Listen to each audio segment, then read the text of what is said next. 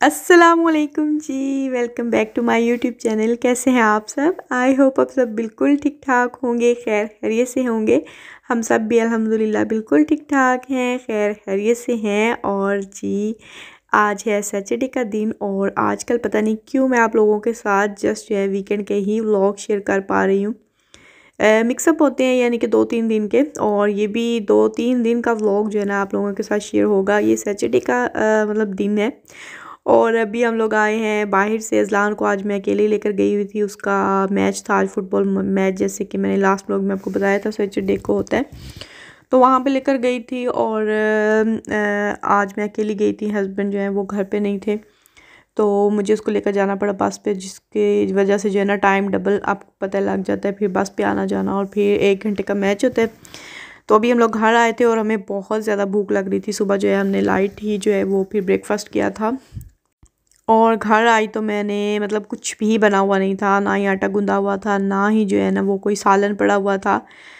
लेकिन अज़लान को भूख लगी थी और वैसे भी वो रोटी नहीं खाना चाह रहा था, तो उसके लिए मैंने शामी कबाब बनाए और साथ में सैलेड वगैरह बनाया, चटनी बनाई, तो उसको मैंने लंच दे दिया है। और मैं अभी अपने लिए करेले बना लिए थे, क्योंकि ये जो फ्रीज़ करके रखे हुए ना करेले, इनके साथ बहुत ज़्यादा जो है ना वो सहूलत हो जाती है कि जब भी मतलब आपको कुछ समझ नहीं आ रही होती है, टाइम कम होता है ना, तो ये करेले या भिंडी वगैरह जो भी फ्रीज़ होती है उसको वो निकालें, फ्राई करें, साथ ही ऑनियन वगैरह डालें और फटाफट आपके 10-15 मिनट के अंदर जो है ना मज़ेदार सा खाना रेडी। तो यहाँ पर करेले भी रेडी हो चुके थे और मैं अपने लिए यहाँ पर रोटी बना रही हूँ। यूजुअली ऐसा होता नहीं है कि घर पे मतलब कोई आटा भी ना पड़ा हुआ हो, क्योंकि मैं आटा थोड़ा सा ज़्यादा गूंद के रखती हूँ ताकि 2 दिन तो जो है ना वो फिर मुझे गूंदना ना पड़े। नॉर्मली जो है लोग कहते हैं कि आटा जो है वो मतलब इतना टाइम नहीं रखना चाहिए, ज़्यादा से ज़्यादा 24 घंटे के लिए ठीक होता है। पाकिस्तान में तो आपको पता है वहाँ पर तो डेली आटा गूंदा जाता है और 2 टाइम गूंदते हैं, मतलब सुबह भी शाम भी ताज़ा आटा गूंद के तो रोटी बनाई जाती है। लेकिन मैं 2 दिन तो लाजमी चलाती हूँ आटा, क्योंकि आटा गूंदना मुझे बिल्कुल भी पसंद नहीं है। मैं एक ही दफ़ा थोड़ा ज़्यादा गूंद लेती हूँ ताकि 2 दिन तक जो है ना मुझे आटा ना गूंदना पड़े। अब आप कहेंगे मैं तो बड़ी सुस्त हूँ, लेकिन ये सच है, क्योंकि मैंने शादी से पहले बिल्कुल भी मतलब आटा नहीं मैं गूंदती थी। मेरी सिस्टर जो है ना वो आटा गूंदती थी और बर्तन भी धोती थी, उसकी ज़िम्मेदारी होती थी। और अभी जो है ना ये दोनों काम क्योंकि मुझे आदत नहीं थी, तो मुझे अब तक आदत नहीं पड़ी है, बस मैं क्या कहते हैं मजबूरन फिर मुझे करना पड़ता है। कुछ टाइम जो है ना हस्बैंड भी आटा गूंद के दिया करते थे, लेकिन अब तो सालों गुजर गए, उन्होंने भी जो है ना वो हाथ खड़े कर दिए हैं कि ना भाई खुद करो अपना काम। एनीवे खाना वाना मैंने खा लिया था और हस्बैंड भी आ गए थे। ये गए हुए थे किसी काम से विक्टोरिया और मैड्रिड गए हुए थे, वापसी पे फिर विक्टोरिया भी रुके, वहाँ से खाना वगैरह इन्होंने खाया और वहाँ से जी हमारे लिए सौगातें लेकर आए हैं। आजकल करेले जो है ना काफ़ी टाइम हो गया, मतलब बहुत ज़्यादा मिल जाते हैं। पहले तो सालों गुजर जाते थे यहाँ पर करेले भिंडियों का नाम नहीं सुनने को मिलता था, लेकिन अभी जो है ना आसपास आई थिंक फैमिलीज़ काफ़ी हो गई हैं, कम्युनिटी ज़्यादा हो गई है, तो ये चीज़ें भी जो है आसानी से मिल जाती हैं। और अभी तो मेरे पास काफ़ी सारे करेले जो हैं वो पड़े हुए हैं और ये फिर लेकर आ गए थे। करेले लाए थे, साथ में जो है ये फिर मिठाइयाँ थी वहाँ पे, तो ये मिठाइयाँ भी लेकर आए थे। और ये अली बाबा जो ब्रांड है ना, ये काफ़ी मतलब आजकल नज़र आ रहा है मुझे, आई थिंक न्यू ब्रांड आया है। लास्ट जो मैंने साग मंगवाया था ना, जो केन वाला होता है, तो वो भी अली बाबा का था, लेकिन वो बहुत अच्छा था। मुझे डर था कि पता नहीं अच्छा होगा या नहीं, उससे पहले जो है ना हम लोग मिचेल्स वाला यूज़ करते थे, तो वो अच्छा मुझे लगता था, लेकिन ये उससे भी ज़्यादा अच्छा था। और उसके बाद ये निम्को, साथ में ये चने और रस मलाइयाँ वगैरह और बम्बई बिरयानी मसाला जो कि मिचेल का है। आजकल जो है ना लजीज़ा के आ नहीं रही है मसाले, पता नहीं क्या वजह है, मतलब लजीज़ा के मसाले जो है ना वो मिल नहीं रहे। हालांकि मुझे वो बहुत ज़्यादा पसंद है, क्योंकि जब से मैं यहाँ आई हूँ ना मैं वही वाले यूज़ कर रही हूँ। तो वो सारे अभी नेशनल के आ रहे थे ज़्यादातर, और ये मिचेल का भी फ़र्स्ट टाइम आया है। उसके साथ जो है ना ये चाय की पत्ती भी लाए थे, वो दानेदार मैंने बोला था, क्योंकि हम नॉर्मली जो है ना वो पीजी यूज़ करते हैं, लेकिन उसका टेस्ट तो बहुत अच्छा होता है, लेकिन उसको बहुत ज़्यादा डालनी पड़ती है उसमें, मतलब कलर उसका इतना ज़्यादा नहीं आता है। तो सभी बोलते हैं कि ये दानेदार जो है ना इसका कलर अच्छा होता है, तो दोनों मिक्स करके बनाया करेंगे। तो मैंने फिर फटाफट चाय भी बना ली थी, खाना मैं खा चुकी थी, चाय बनाई थी, तो फिर साथ ज़ाहिर सी बात है मिठाई देख कर तो फिर रह नहीं सकते हम, चाहे जितनी बड़ी भी डाइटिंग कर रहे हो।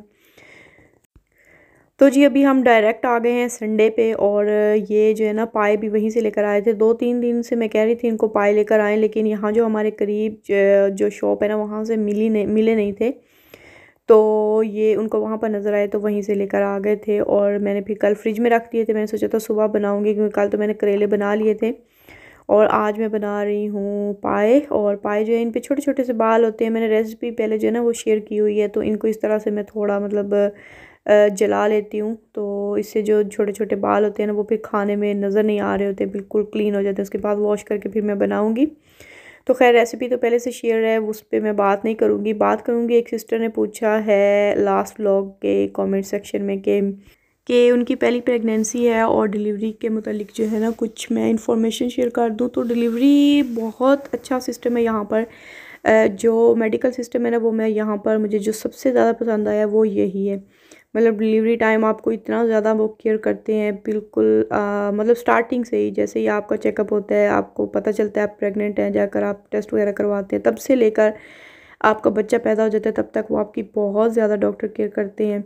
हर चीज़ जो है ना वो आपको मतलब बताते हैं कि आपने किसी, स्पेशली अगर कोई फ़र्स्ट टाइम माँ बनने जा रही है तो उसका तो बहुत ज़्यादा मतलब वो ख्याल रखते हैं, ऐसे जैसे कोई अपनी कोई माँ होती है। इस तरह से आपको डिलीवरी के वक्त आपको बिल्कुल भी प्रॉब्लम नहीं होगी। अब जो तकलीफ़ होनी होती है वो तो ज़ाहिर अल्लाह की तरफ से होती है, लेकिन जो डॉक्टर्स हैं यहाँ का जो सिस्टम है, ट्रीटमेंट है, वो बहुत ही ज़बरदस्त है। तो आपको उसके लिए परेशान होने की बिल्कुल भी ज़रूरत नहीं है।